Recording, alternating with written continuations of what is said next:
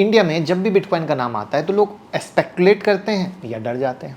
कभी स्कैम का डर, कभी बैन का टेंशन, कभी मार्केट क्रैश का हवा। सरकार का कंफ्यूजन अलग है, राइट यानी पब्लिक डिवाइडेड है और रिजल्ट क्रिप्टो को हम या तो गैम्बल समझते हैं या छोड़ चुके हैं, यानी इग्नोर करने के मोड पे। लेकिन हमारे ही डर के बीच हमारे ही पड़ोसी देश, जो कि एक छोटा सा हिमालयन देश है भूटान, चुपके से अपना बिटकॉइन रिजर्व बढ़ा रहा है, वो भी बिना हाइप के, बिना पब्लिकली हल्ला मचाए। और आज भूटान के पास 1.28 बिलियन डॉलर से ज़्यादा का बिटकॉइन रिजर्व हो गया है।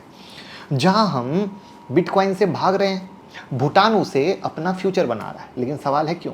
ऐसी क्या जरूरत पड़ गई बिटकॉइन रिजर्व बढ़ाने की, जहां भारत जैसा बिग कंट्री अभी भी भाग रहा है? तो जानने की कोशिश करेंगे आज की वीडियो में। आज की वीडियो में हम बात करेंगे भूटान की इस अनएक्सपेक्टेड स्ट्रेटजी की, क्योंकि इंडिया में भी कुछ ऐसी ही बात चलनी शुरू हो गई, अगर आपको ना पता हो तो। क्योंकि एक बुद्धिस्ट किंगडम ने क्रिप्टो को नेशनल लेवल पे अडॉप्ट किया, कैसे उसने अपने इकोनॉमिक क्राइसिस को डिजिटल विजन में बदला, और सबसे इंपॉर्टेंट, क्या इंडिया में इस मॉडल से कुछ सीख ले सकते हैं, क्योंकि बात तो शुरू हो चुकी है।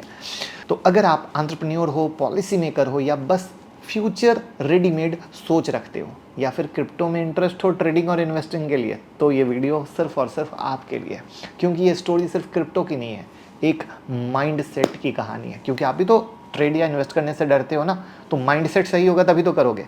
तो अब आप भी अगर क्रिप्टो की डिमांड रखने के बाद इंटरेस्टेड हो तो कॉन्ग्रेचुलेशन, आप एक कदम आगे हो। लेकिन सबसे इंपॉर्टेंट सवाल, सेफ कैसे रहें? आज ट्रेडिंग इतनी कॉम्प्लेक्स क्यों लगती है? तो इसी कंफ्यूजन का सिंपल सॉल्यूशन है कॉइन DCX।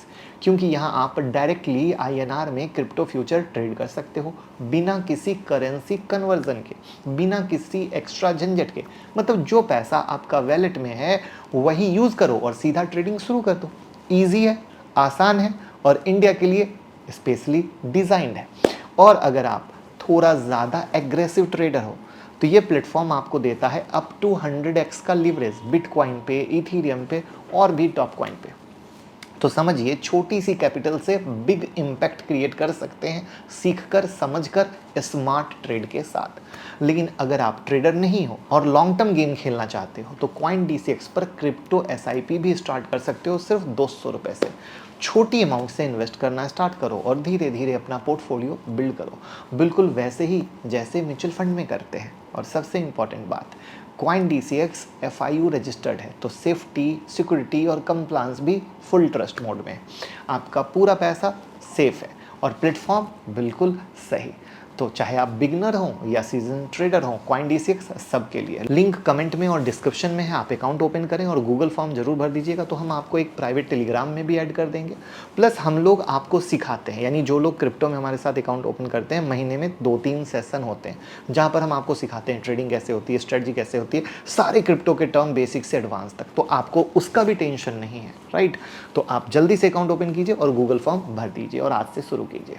तो चलिए वीडियो पे आते हैं, यानी वापस भूटान की स्टोरी पर, जो आपके माइंडसेट को चेंज करेगी। ये न्यूज आई है कि भूटान की गवर्नमेंट वैलेट ने रिसेंटली 137 बिटकॉइन बाइनेंस पर ट्रांसफर किया, लगभग 14.75 मिलियन डॉलर की वैल्यू। उस वैलेट में अभी भी 11,924 बिटकॉइन बचे हैं, यानी 1.28 बिलियन डॉलर से ज़्यादा। दिसंबर 2024 में भी उन्होंने 100 बिटकॉइन ट्रांसफर किया था, उस वक्त 9.81 मिलियन डॉलर का था। ये क्लियरली दिखाता है कि भूटान एक्टिवली अपने क्रिप्टो रिजर्व को मैनेज कर रहा है, कभी सेल करके कैश फ्लो ला रहा है और कभी होल्ड कर रहा है। और सेल करके कैश फ्लो ला रहा है तो कंट्री के विकास के लिए काम कर रहा है। पर सवाल यह है कि भूटान जैसा देश बिटकॉइन के साथ इतना इन्वॉल्व क्यों हो गया, राइट? और जो कैश फ्लो ला रहा है उसे कंट्री को कैसे आगे बढ़ा रहा है, राइट? तो आइए पहले थोड़ा सा समझने की कोशिश करते हैं कि कोविड के बाद भूटान की इकोनॉमी ने ज़बरदस्त झटका खाया। भूटान एक टूरिज्म पे डिपेंडेंट कंट्री थी, लेकिन कोविड के बाद टूरिज्म रुक गया और ये सेक्टर भूटान की इकोनॉमी का मेजर सोर्स था, यानी हिल गया भूटान। बाहर से फॉरेन एक्सचेंज आना बंद हो गया, यूथ जॉब ढूंढने के लिए ऑस्ट्रेलिया जैसी कंट्री में जाने लग गए। 2022 में ही 10% एजुकेटेड जो पब्लिक थी देश छोड़कर जा चुकी थी। सिविल सर्विसेज खाली होने लग गए और लोग रिजाइन देने लग गए। तो सरकार के पास लिमिटेड ऑप्शन थे, या तो फॉरेन लोन ले या कुछ अलग करे। और तब हुआ एक साइलेंट डिजिटल टर्न अराउंड, जहाँ भूटान ने नए ज़माने की टेक्नोलॉजी की तरफ कदम बढ़ाया। भूटान की सरकार, जो गवर्नमेंट ओन्ड कंपनी है DHI, drug holding and investment. उन्होंने 2019 से ही चुपके से बिटकॉइन माइनिंग स्टार्ट कर दी थी, हाइड्रो पावर का यूज़ करके, बिना किसी पब्लिक अनाउंसमेंट के, ना कोई प्रेस रिलीज, ना कोई ट्वीट।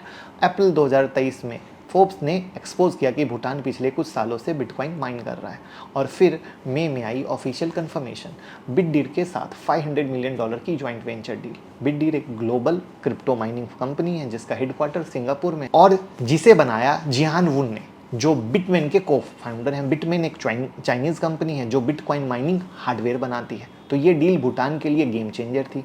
बिटडीर को चीप क्लीन ग्रीन एनर्जी मिली और भूटान को फॉरेन इन्वेस्टमेंट। इस जॉइंट वेंचर का टारगेट था कि भूटान के पहाड़ी इलाकों में माइनिंग इंफ्रास्ट्रक्चर बनाया जाए, data centre, hardware setup, skilled man power training, सब कुछ इंक्लूड।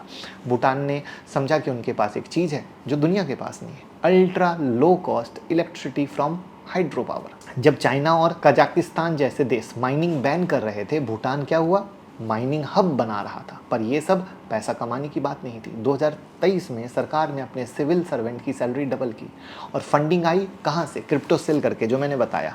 $100 मिलियन की क्रिप्टो एसेट बेच के भूटान ने अपने ब्यूरोक्रेसी को बांधने की कोशिश की, बढ़ाने की कोशिश की, और उसका इम्पैक्ट भी दिखा। 2024 के पहले क्वार्टर में सिर्फ 500 सिविल सर्वेंट ने रिज़ाइन किया था, जबकि 2023 के सेम पीरियड में ये नंबर पता है कितना था, 1900। यानी बिटकॉइन माइनिंग एक शॉर्ट टर्म पैच नहीं, एक नेशनल स्ट्रेटजी बन चुकी। पर भूटान ने एक बात और सिखाई कि क्रिप्टो को अनकंट्रोल मार्केट टूल नहीं, बल्कि स्ट्रेटजिक इंफ्रास्ट्रक्चर के रूप में यूज़ करना चाहिए। उन्होंने किसी भी प्राइवेट क्रिप्टो एक्सचेंज को अलाउ नहीं किया। पब्लिक के लिए कोई बाइनेंस या वजीरेक्स नहीं, गवर्नमेंट के हाथ में फुल कंट्रोल, माइनिंग उनके आरएमए और डीएचआई के कंट्रोल में थी। ये समझने की कोशिश करना, ये बहुत इंपॉर्टेंट पॉइंट है। वो लोग चाहते हैं कि पहले माइंडसेट बदले फिर मार्केट आए। स्कूल में डिजिटल लिटरेसी इंट्रोड्यूस हो रही है, स्टार्टअप के लिए इंक्यूबेशन लैब बन रहे हैं, एक साइलेंट इकोसिस्टम ग्रो हो रहा है जो ब्लॉकचेन को क्या करेगा, यूज करेगा, वेब3 टूल को क्या करेगा, अपनाएगा, लेकिन ध्यान के साथ, स्ट्रेटजी के साथ। ये मॉडल शॉर्ट टर्म प्रॉफिट को नहीं, लॉन्ग टर्म नेशनल बिल्डिंग को बढ़ावा देगा। उनका गोल है एक ग्रीन क्रिप्टो नेशन बनाना। बाकी दुनिया बिटकॉइन कोल से माइन करती है, भूटान किससे करता है, वाटर से करता है। उनका her mind bitcoin carbon neutral है। ये उनके लिए सिर्फ करेंसी नहीं, ब्रांडिंग अपॉर्चुनिटी है। तो अब सवाल है कि क्या इंडिया कुछ सीख सकता है भूटान से। तो इंडिया में पर्याप्त मात्रा में रिन्यूएबल एनर्जी, स्पेशली हाइड्रो चले जाओ, सोलर चले जाओ, विंड सेक्टर चले जाओ, पर अभी तक large scale crypto mining infrastructure build नहीं हुआ है। रीज़न क्या है, रेगुलेटरी कन्फ्यूज़न, क्रिप्टो के अराउंड अनसर्टेनिटी, और क्लियर नेशनल स्ट्रेटजी की क्या है, कमी है। अब आप भूटान को ही देख लो, कितने तरीके से उन्होंने क्या प्रोसेस किया, और हम कहाँ बैठे हैं। लेकिन अगर इंडिया भी भूटान की तरह अप्रोच ले, कंट्रोल, ग्रीन टेक, तो वो भी डिजिटल रेवेन्यू जनरेट कर सकता है बिना सोर्स को एग्जॉस्ट किए। तो सोचिए, उत्तराखंड, हिमाचल, नॉर्थ ईस्ट के रिमोट एरिया में क्रिप्टो माइनिंग फर्म, जहाँ बिजली क्या है, काफ़ी सस्ती है, और लोगों को लोकल एम्प्लॉयमेंट।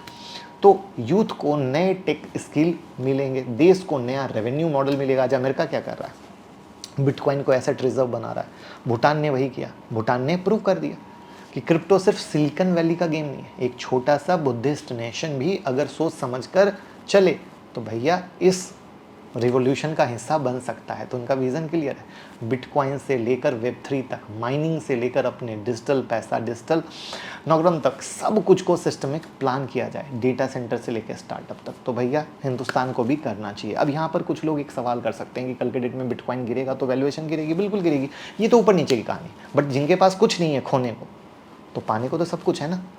ये भी तो सोचने वाली बात है। तो उनके पास खोने को कुछ नहीं था, पाने को सारी दुनिया भरी हुई है। तो ये बहुत बड़ी चीज़ है। आज अमेरिका ही है, अमेरिका पास तो खोने को बहुत कुछ है, लेकिन उसके बाद भी बिटकॉइन को बना रहा है। तो दैट इज़ क्या हमने बोला, हम कहाँ हैं, कन्फ्यूजन के दुनिया में, राइट। दुनिया क्या है, कन्फ्यूजन के दुनिया से आगे है, राइट। तो ये चीज़ हमें समझना पड़ेगा।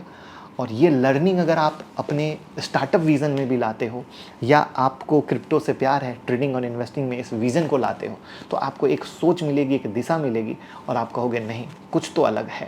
तो कैसी लगी ये स्टोरी कमेंट में बताइएगा और लोगों के साथ शेयर कर दीजिएगा। और जल्दी से CoinDCX में अकाउंट ओपन कर लीजिएगा, लिंक डिस्क्रिप्शन और कमेंट में पिन है।